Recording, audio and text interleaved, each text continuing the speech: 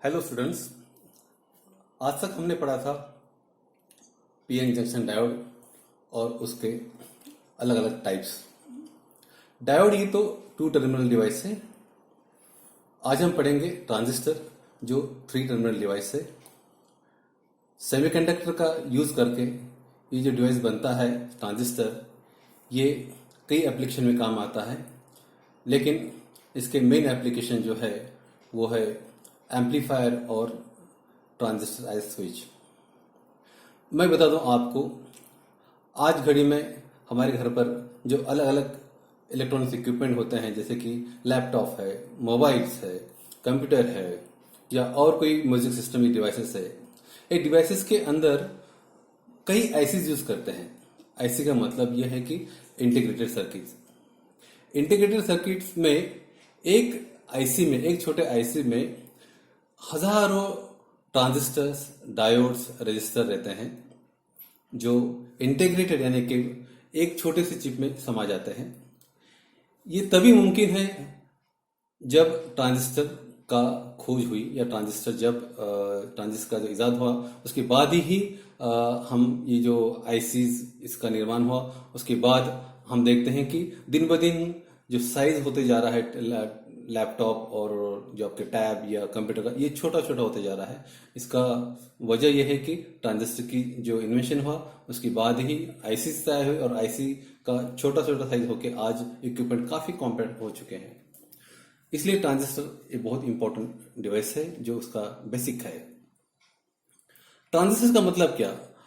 Transistor, यदि आप इस वर्ड को ब्रेक किया आपने, ये इसको हमने ब्रेक किया तो ट्रांस का मतलब क्या होता है? जैसे कि ट्रांसपोर्ट, ट्रांसफर, उसके बाद में आपका ट्रांसफर ऑफ ऑर्गन। ये ट्रांस का मतलब ये होता है कि एक जगह से दूसरी जगह। इसमें क्या होता है, ट्रांजिस्टर का मतलब होता है कि ट्रांसफर ऑफ रेजिस्टर। ट्रांजिस्टर का मतलब क्या? Transfer of resistor. और इसमें क्या होता है कि रेजिस्टर जो है, एक जगह का जो रेजिस्टर है वो दूसरी जगह जो है वेरिएबल करता है। एक जगह मान लो कि ये बेस पे हमने वेरी किया रेजिस्टेंस, तो कलेक्टर का जो रेजिस्टेंस है उस तरफ वो वेरी होता है, इसलिए उसे हम ट्रांजिस्टर कहते हैं।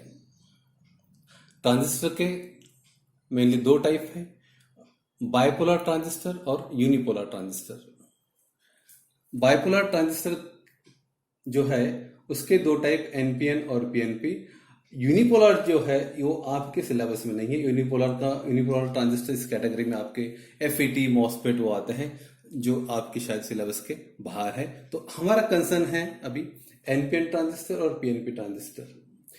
एनपीएन हमको पता है कि पीएन जंक्शन डायोड जब हमने पढ़ा था कि तो पी रीजन जो होता है उसमें होल्स ज्यादा होते हैं, एन रीजन में इलेक्ट्रॉन ज्यादा होते हैं। इसके बेसिक्स में सब आपको पढ़ा चुका हूं। तो ये पीएनए जो है ये दो ही रीजन होते हैं इसमें, तो एक एनोड ये कैथोड।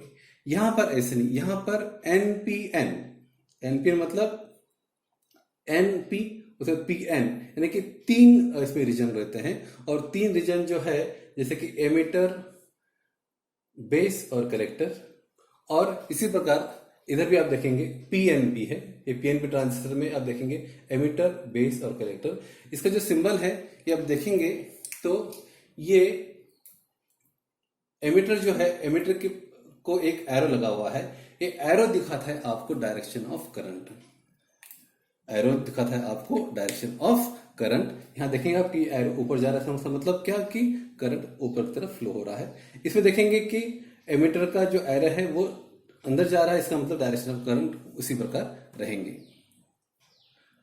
उससे पहले हम देखेंगे कि एमिटर, बेस और कलेक्टर, जैसे कि मैं एनपीएन ट्रांजिस्टर मान लो, एनपीएन ट्रांजिस्टर अमूमन हम एनपीएन ट्रांजिस्टर ही स्टडी करते हैं। तो ये एमिटर और बेस, ये जो कलेक्टर है, इसके तीन रीजन है। ये तीन रीजन डिफर इसमें करते हैं कि तीनों का जो डोपिंग होता है वो अलग अलग रहता है।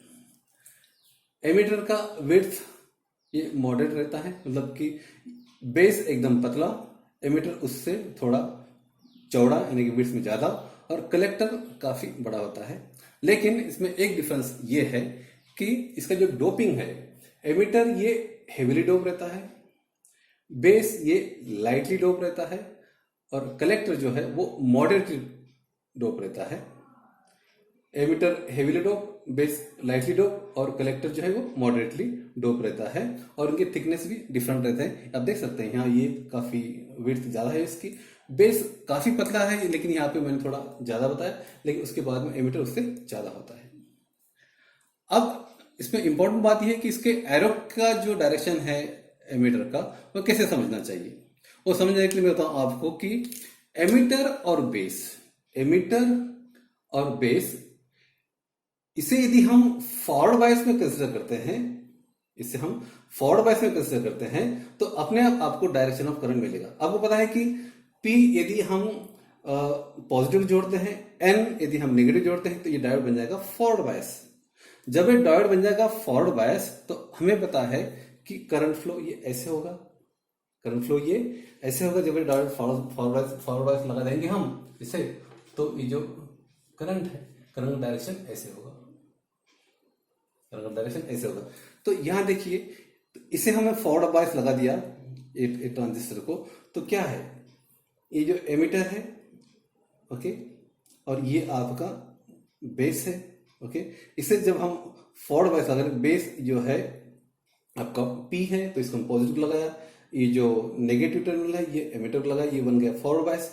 तो डायरेक्शन ऑफ करंट कैसे रहेगा, इसमें डायरेक्शन ऑफ करंट कैसे रहेगा, ये ऐसा रहेगा, ओके। तो ये इस पे से आप समझ सकते हैं कि आपका जो डायरेक्शन ऑफ एरो है, ये इसी प्रकार आप समझ सकते हैं कि एनपीएन में डायरेक्शन किस तरह होगा करंट का, एमिटर का, और पीएनपी में ये इसके सिंबल मैंने बताया आपको यहाँ पे। तो ये तो हो गया आपका टाइप्स ऑफ ट्रांजिस्टर, और उसका जो डोपिंग लेवल होता है एमिटर बेस कलेक्टर का, वो मैंने आपको बता दिया, और किस प्रकार आप डायरेक्शन ऑफ करंट इसमें देख सकते हैं, या आप डायरेक्शन करंट कैसे डिसाइड कर सकते हैं। उसके लिए आपको क्या करना है, आपको सिर्फ एमिटर और बेस इसे फॉरवर्ड करना है, फॉरवर्ड करना है। ये भले ही 3 इसमें रीजन हो, आप उसके लिए आप ये देख सकते हैं कि डायोड का एग्जांपल लेके आप इसको डिसाइड कर सकते हैं। अब यहाँ पे देखेंगे, इसका हम वर्किंग देखेंगे। इसका वर्किंग देखने के लिए सबसे पहले मैं बताऊं आपको कि यह है एनपीएन ट्रांजिस्टर। इसका मतलब यहाँ पे है नंबर ऑफ इलेक्ट्रॉन ज्यादा है, ओके। यहाँ पे हेवीली डोप इलेक्ट्रॉन्स है, यहाँ पर मॉडरेटली डोप इलेक्ट्रॉन है, यानी यहाँ पे डोपिंग ज्यादा है, और बीच में जो थिन बेस है वो लाइटली डोप है।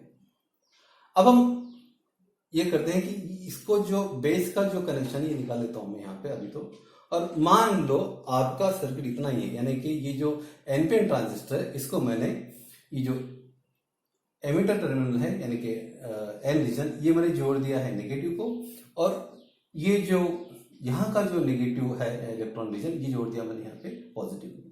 तो होगा ये कि ये होगा फॉरवर्ड बायस और ये होगा रिवर्स बायस। ये अभी एमिटर तो पिक्चर में आया नहीं है, ये जो ये जो बेस का सर्किट हम पिक्चर में नहीं ले रहे हैं।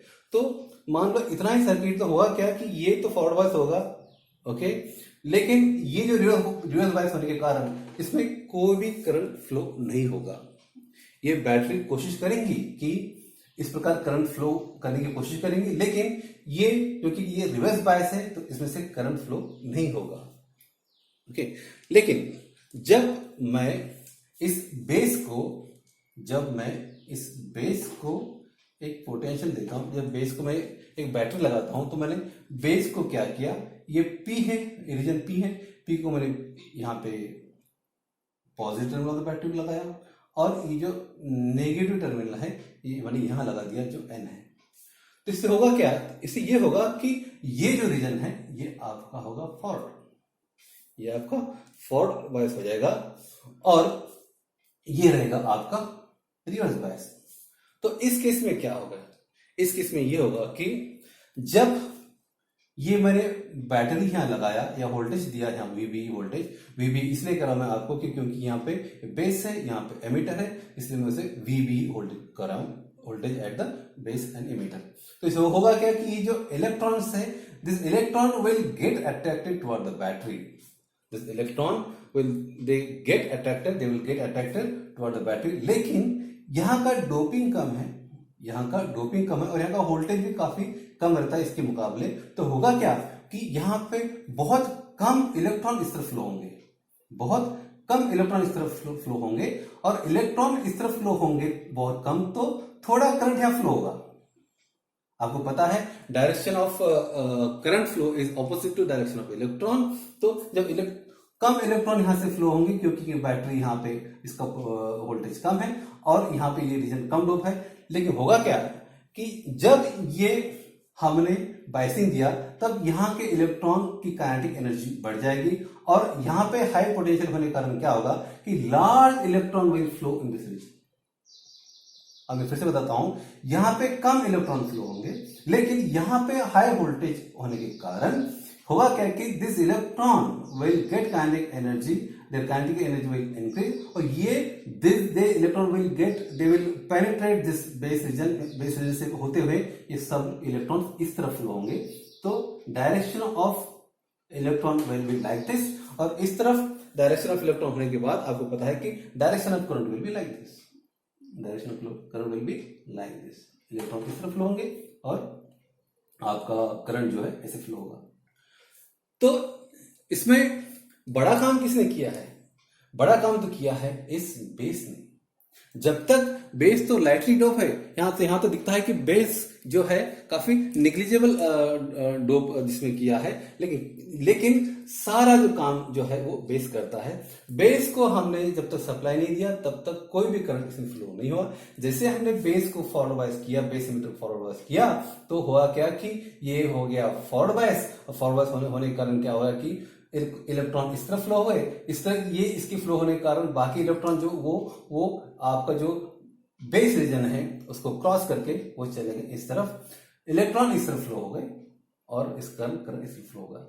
मतलब क्या, इसमें दो बातें निकल के आती है। एक, मान लो मैं यहां पे ये स्विच को ऑफ करता हूं, मान लो मैं ये स्विच को ऑफ करता हूं, तो होगा क्या, होगा ये कि there won't be any current flow. इसका मतलब ये हुआ कि transistor can be used as switch, transistor can be used as switch. एक बात होगी। दूसरी बात ये होगी कि यहां पे थोड़ा करंट मैंने अप्लाई किया, यहां पे ये बैटरी कनेक्ट करके मैंने थोड़ा करंट अप्लाई किया, तो यहां पे ज्यादा करंट फ्लो हुआ। यहां पर मान लो मैं कैपिटल आई करता हूं, यहां पे मैंने आई करंट यहां पे फ्लो होता है, तो इसके मुकाबले यहां पे आई डैश जो ज्यादा फ्लो हुआ। और ये काम कौन कर रहा है? तो ये काम कर रहा है आपका बेस, जो कि बेस एमिटर के बीच में बैटरी लगाने के बाद में।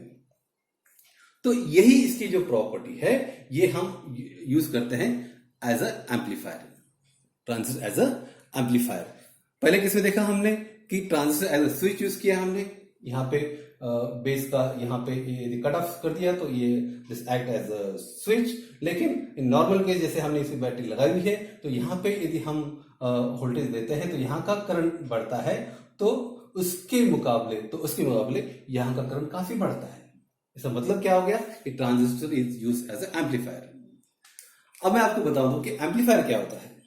एम्पलीफायर ये ऐसा डिवाइस होता है कि जो आपके सिग्नल को एम्पलीफाई करता है। एम्पलीफाई करता है मतलब क्या है? एम्पलीफाई करता है मतलब बढ़ाता है। कि मान लो आपके घर आप मोबाइल पे आप गाने सुन रहे हो या कुछ म्यूजिक सुन रहे हो, और उस म्यूजिक का लिमिट इतना होता है कि आपके रूम या आपके घर तक वो म्यूजिक आप सुन सकते हैं।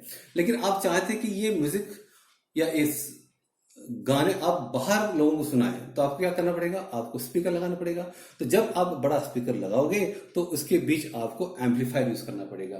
तो आपका जो सिग्नल था, जो आप घर पे गाने सुन रहे थे, उसका सिग्नल स्ट्रेंथ ऐसे होगा। लेकिन जैसे आप इसके बीच एम्पलीफायर लगाओगे तो ये सिग्नल जो है ये बढ़ जाएगा। सिग्नल का nature of the signal will be same, nature of the signal will be same. इसका जो फ्रीक्वेंसी होगा, इसका जो वेवलेंथ होगा उसके मुकाबले, लेकिन होगा क्या कि इनपुट के मुकाबले ये आउटपुट वो बड़ा होगा। ये हम देखेंगे ट्रांजिस्टर एज एन एम्पलीफायर अगले लेक्चर में। तो आज जो मैंने आपको पढ़ाया है वो मैं फिर से रिपीट करता हूं।